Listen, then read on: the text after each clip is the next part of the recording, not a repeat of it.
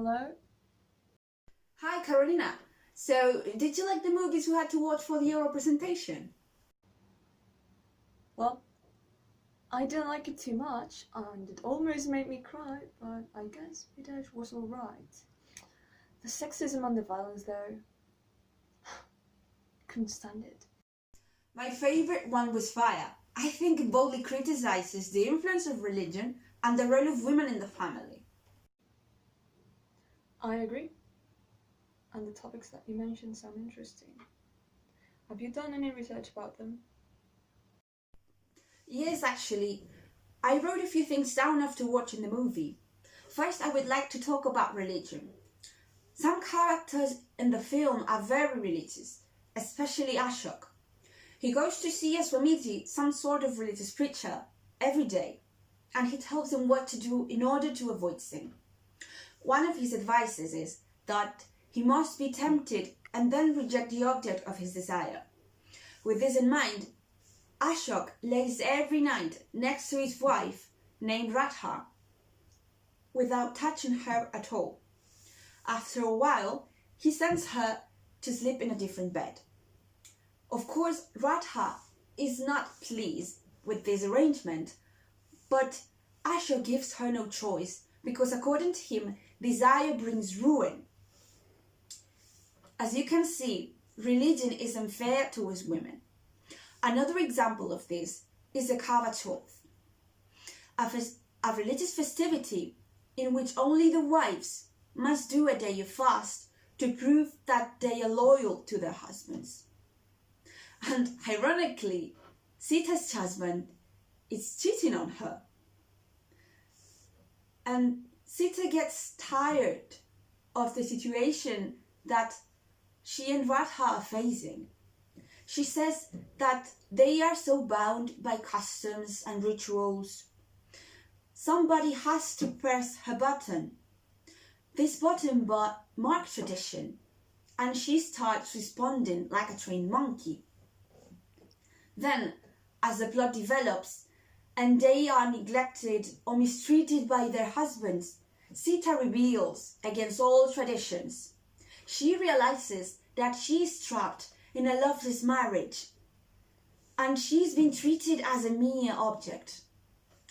In words of David Barton, Radha and Sita are represented as Indian women caught in an oppressive web of commitments to family, arranged marriages, and traditional patriarchal notions of duty.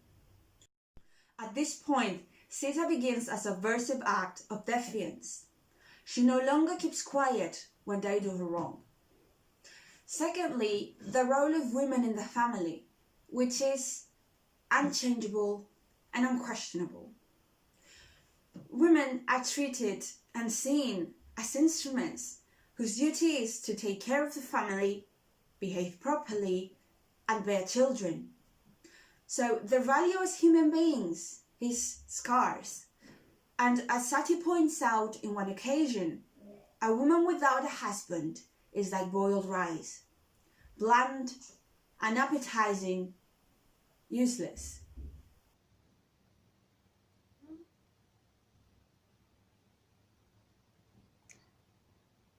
Alright.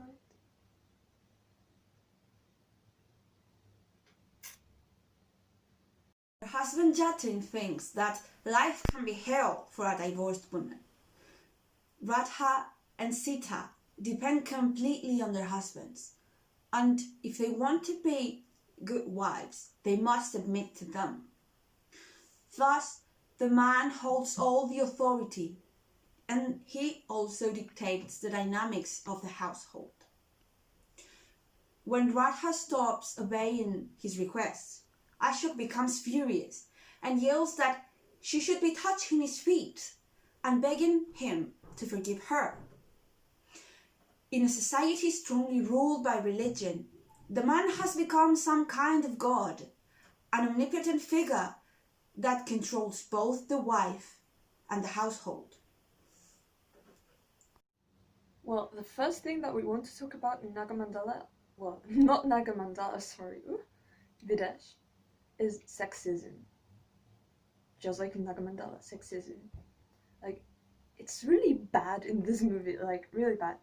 Chand, the name of the Rani of this movie, is literally given away by her family right at the beginning of the movie. She goes to a whole new country, very far away from her home. Then, as soon as she gets there, she's not treated warmly. Only a storm of sexism begins. I noted down that Rocky, her future, not her husband yet, her future husband, whom she has not even married yet, was asked in a scene for a beer by his brother-in-law. And as he's standing up to go grab the beer for his brother-in-law, if I remember well, it's Rocky's mother who says, "Oh no, wait, you already have Chand, let her get it." So it's like, no, why would it be like that? Like, they were not even married yet. It's as if she was a cook cleaning kind of robot, like a cooking cleaning Thermomix. Of course, that's not the only instance of sexism in the movie, unfortunately, and it's not even the worst. One of the things that angered me personally the most was when Chan's boss, from her poorly paid job by the way, said he gave the money she earned directly to her husband. Like, she didn't really have access to the money. What she worked with her own hands went directly into her husband's bank account. What? He's not even doing all of that work, you know? Though I wish that was the worst. It's not the worst. I think Rocky, her husband, might be blind, but he appears to continuously mistake Chand for a piñata. No, seriously, anything she says or does triggers in the movie. It's like, Chand makes a suggestion to rent an extra room so everybody can sleep comfortably? Well, time to slap. Pew! Rocky slaps her, just because. Chand breathes. Rocky decides it's a good idea to beat her up. It's like, why are you breathing? Chand is calmly pressing her knees. Rocky goes crazy and decides it's punching time. And the best part of this all? Nobody cares. Like, it's normal in his family. Everybody sees it as normal. To the point where when Chand complains, or, well, she doesn't even complain. She just has this sad face, of course, like she's been beaten up by her husband. And Rocky's sister is like, oh, no, Rocky is a good guy. He's just got a temper. Well, excuse me, what? What exactly? What temper? Gets on my nerves every time. I think this is not only subjective violence, it's not only violence made by someone to other person, it's systemic violence. Because she's living, I think that she's living in a system. That family is the system she lives in. She doesn't live out of that system. And it directly oppresses her. Like, nobody does anything. Everyone sees the violence against her as normal. And, well, luckily, after, just like in Nagamandala, after the ritual of the King Cobra that was transforming into her husband, she gains agency. She gets her agency and leaves that place and that abuse. Good ending. Okay, yeah, it seems enough for the topics, but maybe we should also talk about the author. That's true. We will have to do some research. I will check YouTube. I'm sure that someone has already made a video on this. About Mehta.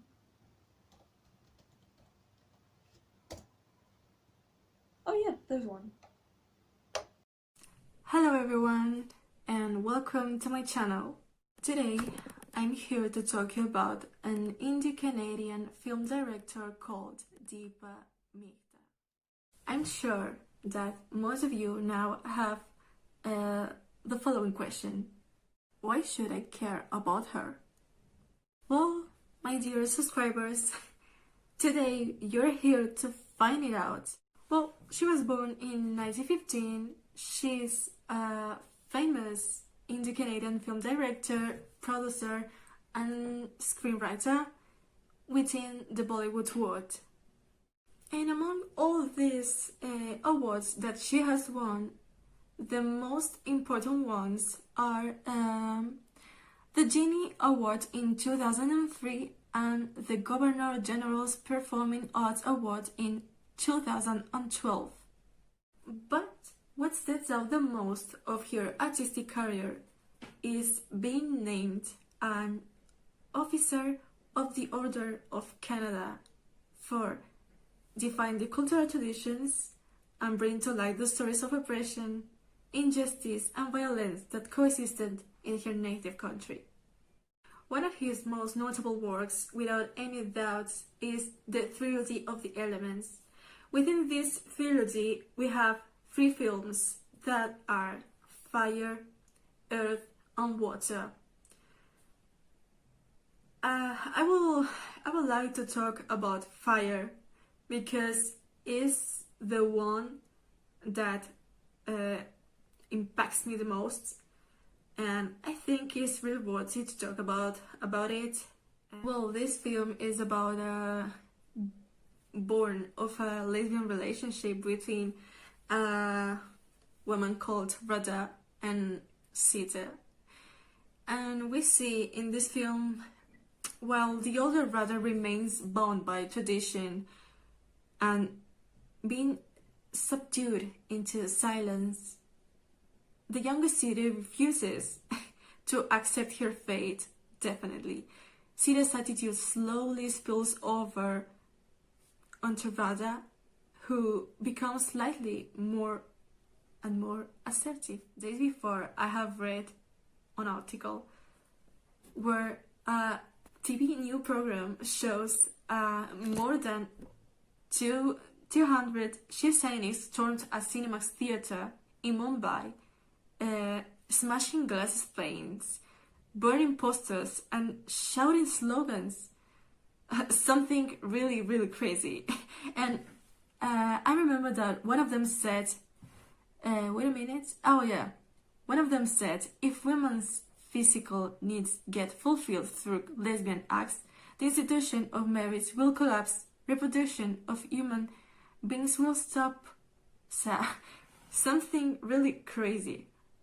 What Deepa Mehta tries to show us with this film is trying to encourage all the homosexual people and all these homosexual rights activists in India to be more vocal about their existence and not live in a total silence, because in this world, silence and the fear are the main things that could kill you. Well, I just want to say that I really, really hope that people could understand one day that we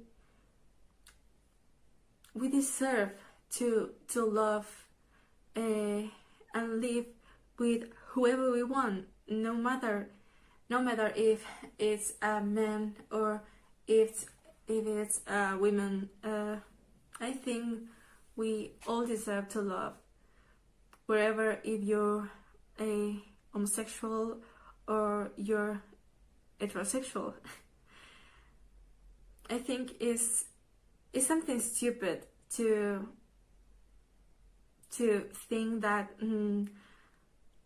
homosexual people doesn't deserve to live, that they are strange, or that they need to take some kind of pills to sexualize them, or things like that I've heard in the streets. No way, no. And well, that's all for today. Thank you so much for watching this video. If you want me to talk about other famous people, just put it down, and See you next week. Bye!